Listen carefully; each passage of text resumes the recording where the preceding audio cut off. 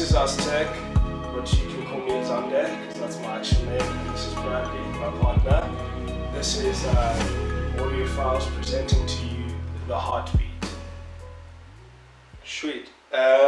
So briefly, I mean, if you don't know what AUDIOPHILES is and what we're doing, you should go check out the video we put on our YouTube earlier today.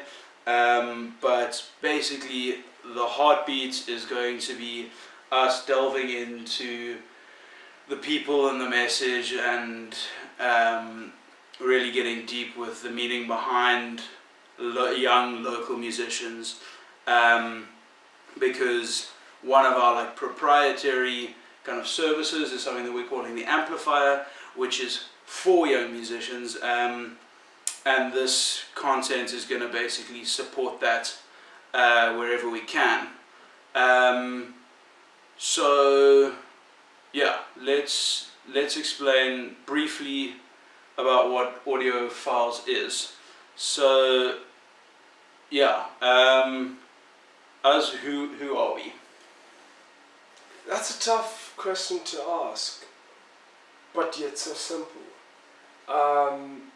We are two Cape Townians.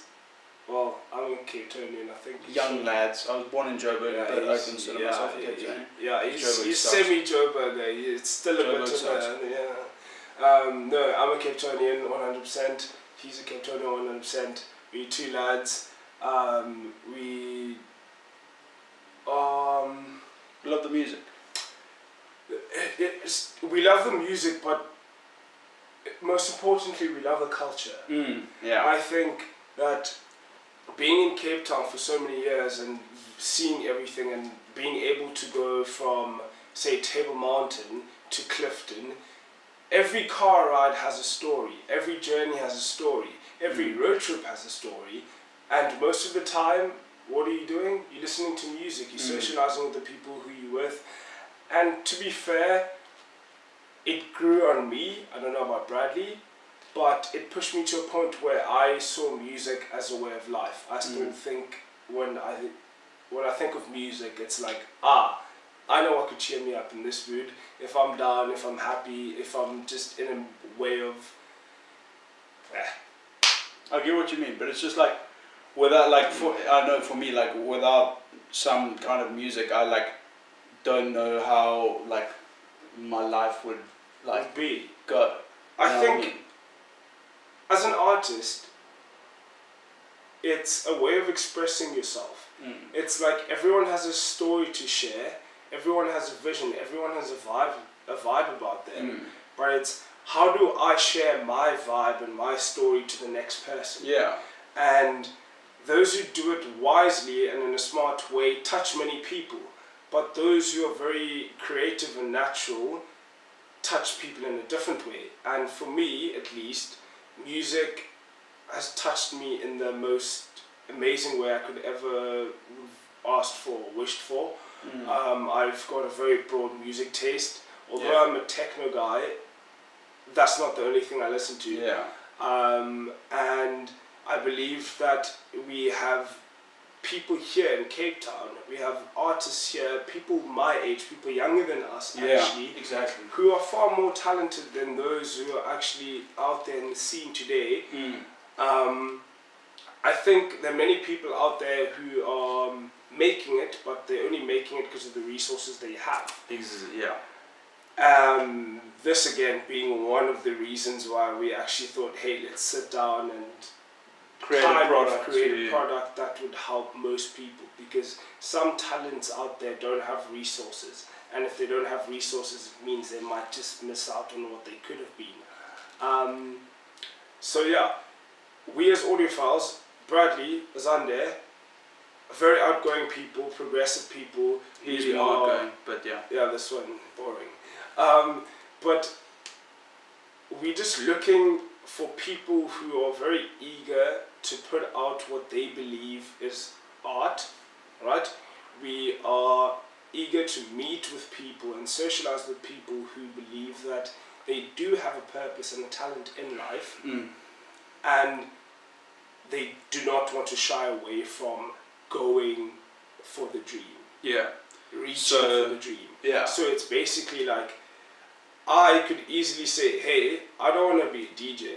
I want to be an engineer. I work hard at school and I become an engineer. Does that mean I'm happy? No. So my biggest thing is that I just want people to start living life in a way of, let's be happy, because then once we're happy, everything else becomes easier. Yeah. I'm not the most talented of people, I think, but I've been fortunate enough to have a few resources. Yeah. And that has helped me. But now it's like, I realize I'm not the most talented person, so I can't be selfish about it. So what can I do? You share that knowledge. Share my knowledge, can share my resources. So a plan from my side at least would be, hey guys, if you think that you're a talented singer and you really want to try it out, and you're really obsessed, I mean, that to me is like one of the things that you'll hear me saying a lot over and over, either if you're like a client with us or just in this or wherever, is that like, from talking to a bunch of people in the industry regularly and kind of researching this product, the amplifier, which is our service for young musicians, all of them have said something very similar, almost like word for word, that talent is what gets you in the door. Talent is your ticket to play the game. Yeah. Talent's what lets you start the game. Talent's the least important thing. Then there's all the factors that you can't control. That's your parents, your upbringing, whether you had musical education, whether you have the financial whatever to give it a try. All of those things that you can't control. And then the real determining factor that you as a musician can control is how obsessed you are. That's true. And like, there are plenty of people willing to do. What are you willing to give? Your goal. Yeah. It's easy to, even if you're an incredibly talented musician, to go and study something that, I mean, like, you might enjoy it, but like, that's but like not it won't bring joy to your life. And here in music, you can build a career that could equally bring the amount of capital that whatever degree you get one day could bring. But then it also brings happiness. But that all depends on how hard you're willing to work and gun for your dream. And how you start, and it all kind of, there's a ton of factors, and honestly, I mean, everyone knows this, but succeeding in the music industry is bloody difficult. It's very difficult. It's you got to know the right people in the right places, and you got to have the right amount of talent. But most importantly, you must be able to not worry too much. You have to have the ability of taking very huge risks. You don't necessarily have to be a risk taker. And managing that risk as well. But you don't have. You shouldn't be someone who's going to be very cautious about things. Yeah. Sometimes you have to make a project and be like, you know what? I don't care if people don't like it. I'm putting it out there. But that's simply because you like it and you enjoy it, and you believe that if you like it, then your fans should like it. Oh yeah. I want to go into that now, into like the whole pursuit of perfection kind of culture that we have, is that like everyone's like, oh, it's got to be perfect, it's got to be perfect, it's got to be perfect, but like, because like, where does that pursuit of perfection lead you?